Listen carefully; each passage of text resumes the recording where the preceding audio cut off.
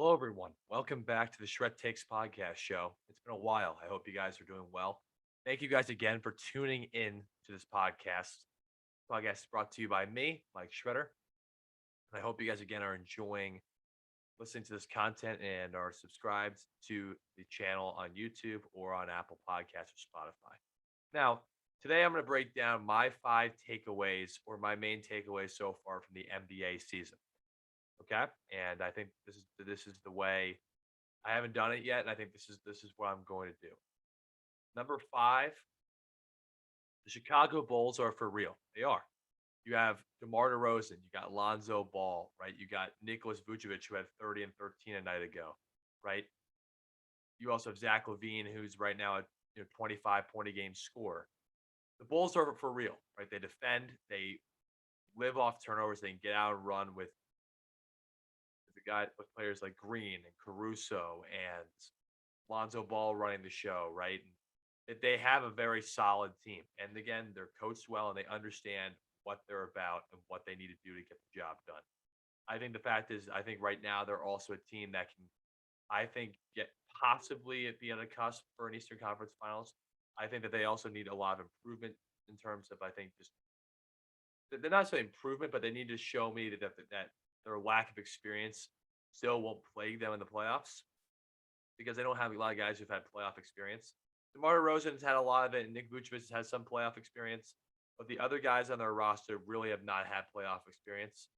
You can say Caruso to an extent, but again, right? Zach Levine, their best player, has not made the playoffs or been in a playoff series, right? So right now, Chicago has been I think right now, in my opinion, I think they're a top 16 in the NBA, and I think they're playing really good basketball. Second, so at number 4, the Nuggets need Nikola Jokic to be successful, right? That sounds obvious, but Nikola Jokic proves again why he's the MVP of the league a year ago, right? If he wasn't injured right now, I think that you could make a case that he could be in the MVP conversation. And the reason why I'm saying that is because Denver was 9-6 when he went out. They went to be a 500 ball club when he was out of those games with his wrist sprain. And now when he's back, they beat Miami handily, and he makes everyone else better, right? He distributes. He can run the offense. You can run the offense through him, right? He's very unselfish. He's a very elite level scorer. He can score at all 3 levels, right? He's got a mid range game. He's got the ability to score in the post, right? He can hit the three. He's hitting at a 41% clip right now. So the guy is fantastic, right? But you can make a serious case that at this point he might be in the MVP talks. And maybe if you were to hold the injury that he had against him. But at this point, I think he's in the MVP conversation just because the fact of how bad Denver has been without him in the lineup. Number 3, I think the fact is the Lakers have been a absolute disappointment right now. They just have been, right? The Lakers right now are 12-11. Unfortunately, we wish LeBron well, but he's in the health and safety protocols. And they did beat the Kings recently, but yeah, the Lakers unfortunately they're not the team that we expected. Anthony Davis is giving you 24 and 10, but his assertiveness is not there, right? It's just not there. And then you also look at the fact that right now the Lakers are 15th in defensive efficiency, right? In the past couple of years, they've been number 1 in defensive efficiency, right? And then you're also going to look at the fact that in offensive efficiency, right, which is really important, obviously, going forward, right? The Lakers are not even the top 10. The Lakers are 21st in offensive efficiency. Now, they're one of the highest teams in the NBA in pace, but they're not efficient offensively. Now, why would that be? It's because Russell Westbrook is not an efficient scorer, right? It's because Anthony Davis has not been assertive or efficient. It's because they can't shoot the three. And due to their age, they can't defend the three because they're too slow on the back end and their rotations are too slow. So right now, the Lakers have been an absolute disappointment. And in my opinion, I think they're at best a Western Conference semifinal team unless they start pulling it together. Not because I don't have faith in LeBron James, not because I don't think LeBron's a good player, but right now they don't look like a team that can play defense at an elite level. And you have teams like Utah, you have teams like Phoenix, you have teams like Golden State, right? Denver, even the Clippers, right? Without Kawhi, they can still hit threes at an elite level, right? And even looking like teams of the Grizzlies and other teams across the board, in the Western Conference, those guys can hit the three, and the Lakers simply can't do that. So that's my third takeaway. The second takeaway right now is that Steph Curry at this point has to be the MVP of the league. I know he had a rough night in Phoenix, right? It's probably him or Chris Paul, but Steph Curry has been playing at an elite level. Going to last night, he was tied with Kevin Durant in the league in scoring. The Warriors had the best record in the NBA. And then you also have the fact that, to be honest, the Warriors right now are a title contender because of Steph, right? Steph right now entering that game against Phoenix last night, we were talking about him being the best player in the NBA right now. And I don't think that necessarily changes, right? People have a bad game from now on. And you know, look, credit to Mikal Bridges and that Phoenix defense and Monty Williams' game plan, right? Of being physical with him on cuts, taking away his airspace and attacking him on defense. Because he shot 4 of 21 last night. But he still, in my opinion, is the MVP of the league right now. And I think that needs to be put into consideration. And I think the fact is, look, everyone's saying, well, when they get Clay back and when they get James Wiseman back, they're going to be at a whole different level. Right? This team currently, right now, could still make a run in the Western Conference Finals or even the NBA Finals. Right? Can they, with Clay and Wiseman? I think they have a better chance to win, obviously.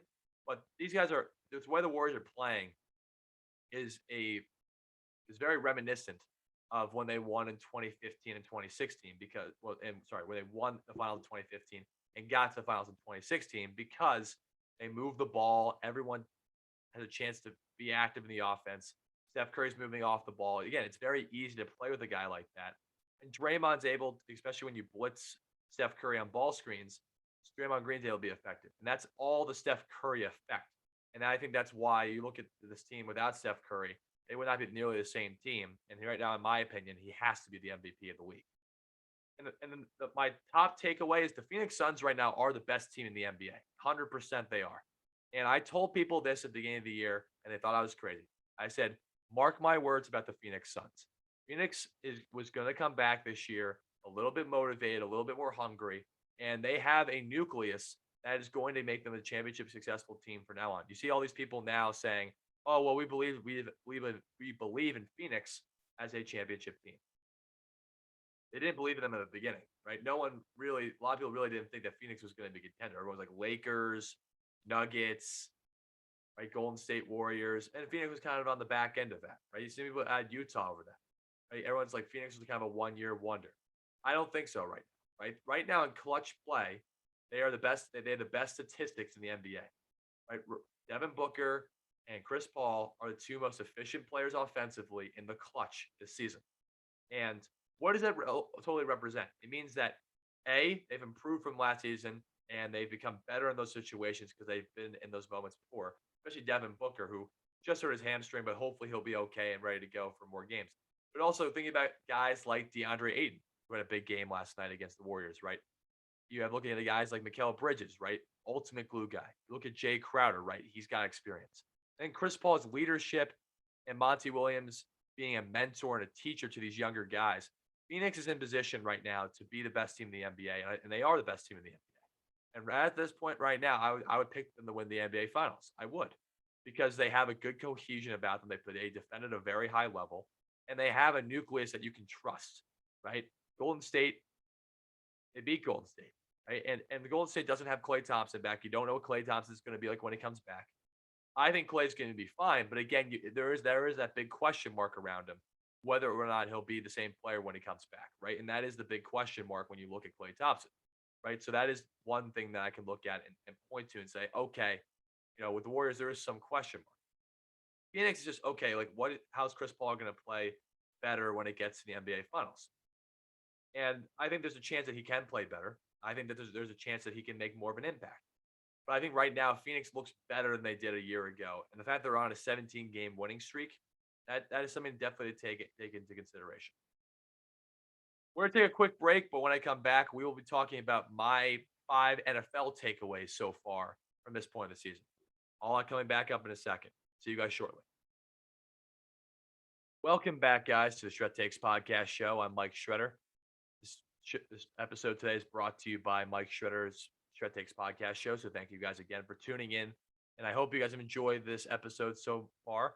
The second segment is going to be pretty simple. All right. So what I'm going to be talking about is my 5 NFL takeaways right now from this season.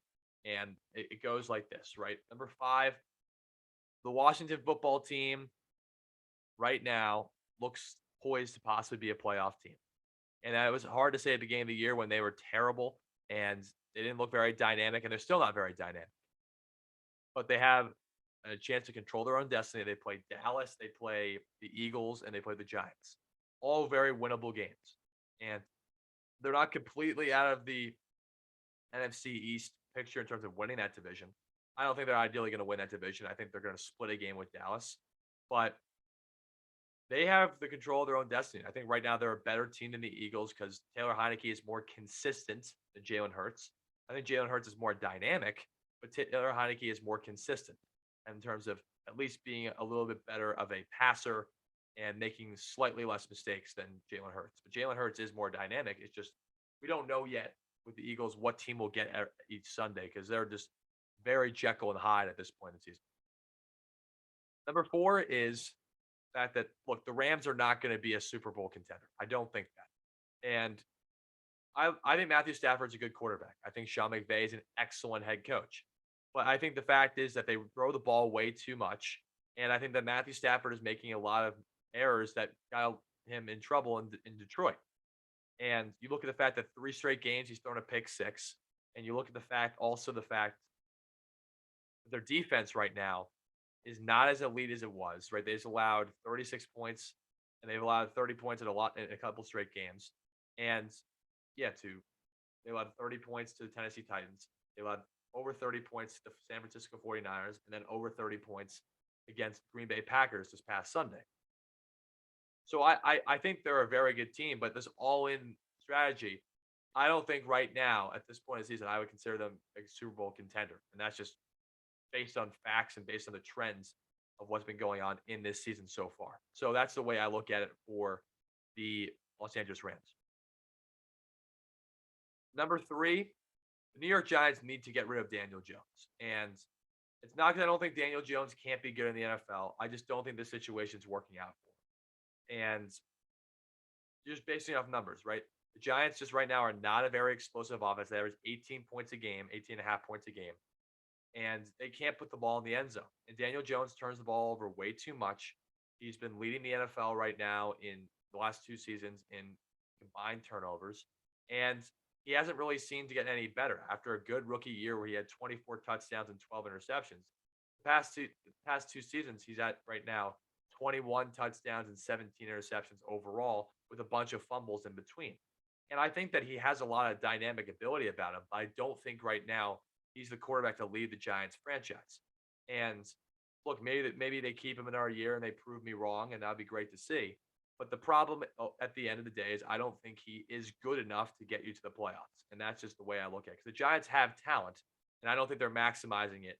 And whether that's Dave Gettleman being gone, whether that's Daniel Jones being gone, I just don't think one of those situations has to go, right? And I think that you maybe starting by getting rid of both of those guys would be a good thing, but I don't think Daniel Jones is a good situation for him to be there. And that's just the way I look at it. Number 2 is that the New England Patriots have to be considered the best team in the AFC. Are they the team that I would pick to win the Super Bowl or get Super Bowl of the AFC? No, because I think that they're not as dynamic offensively as a Kansas City or a Baltimore in late game playoff stretches. But Baltimore has a lot of things that they haven't proven in the playoffs, right? Lamar has won a playoff game, but Lamar is not exactly unbelievable in playoffs, right? He can win games for you, but he is also very erratic. He had 4 interceptions in a game against the Browns last week, right? And you look at Kansas City, right? They've been very up and down, but they're starting to hit their stride. But again, right? There are question marks with their defense at times during the season, and Patrick Mahomes will be willing to take the checkdowns versus trying to take the home run every single time. But at this point, right, at this point in the season, you have to look at the Patriots because they at least are the steady hand in the NFL right now. Right, Mac Jones completes over 70% of his passes. He doesn't make many mistakes. He has 16 touchdowns and 8 interceptions right now. He's a guy that basically, plays within the script and he can make a lot of big throws. And that's not to say of being a game manager. Mac Jones is doing a very good job this year. because what he does is he makes the throws and he throws guys open, and where the throws are going to be had, where Belichick and McDaniels talk about it during the week to him, he makes those throws that puts them in position. Now they could be better in the red zone, absolutely, right? But with a great defense, with a great head coach, with a team that's not going to make many mistakes, you just need your quarterback to just keep you in position to score and keep you in position to not make mistakes where you're giving other teams easy opportunities and putting pressure on your defense. Mac Jones over exceeds in that department. So whether or not Mac Jones is going to be, the future Tom Brady or not, you can arguably say right now that he's the rookie of the year, especially offensively in the NFL, and he's playing like it. And right now, he's giving them a good chance to be a Super Bowl contender. You have to acknowledge it. The number one is that despite the fact that the Arizona Cardinals are the number one team in the NFC, due to the questions around Kyler Murray and DeAndre Hopkins' health, I have to say that the Green Bay Packers are the best team in the NFL. And I would have to say Aaron Rodgers is the MVP. Despite that one game against New Orleans, Aaron Rodgers has had good to great games since. And Aaron Rodgers looks like the old Aaron Rodgers that we've grown accustomed to, with even with all the distractions with the whole vaccine stuff and the broken toe. He's still getting the job done at an elite level. And I think people need to start considering the Packers as that elite team. Now, I think it's going to be Packers Bucks again in the NFC Championship game. That's just the way I look at it. Or most likely it's going to be, if not that, probably be Cardinals and Packers. But I think it's going to be Packers Bucks rematch part two. And I think right now the Packers, since they have a better defense, and I think the fact that Aaron Rodgers is playing still at elite level, I would slightly give them the chance over that. But again, you can't bet on Tom Brady, but against Tom Brady, but necessarily. But the bigger point is that right now I think Green Bay is the best team in the NFL, and that's just where I go with it because they are clicking in all cylinders. They have a deep threat, and again, right with all the distractions with Aaron Rodgers, he's playing some of his best football of his career. So clearly, it's not bothering him on the field, and I think that's important. And also, Matt LaFleur deserves some credit for the schemes he's doing offensively, for his preparation. With all the criticism he got from not going for a fourth down in the NFC Championship game a year ago, he's doing a very good job this season at putting his team in successful places to get the job done. So that's just a way, ultimately, I look at this team. And those are my 5 NFL takeaways. If you want to hear more from the show, please subscribe to the YouTube channel as well as Apple Podcasts and Spotify for the full episodes. Thank you guys again for tuning in, and I will see you guys in a week. Have a good one.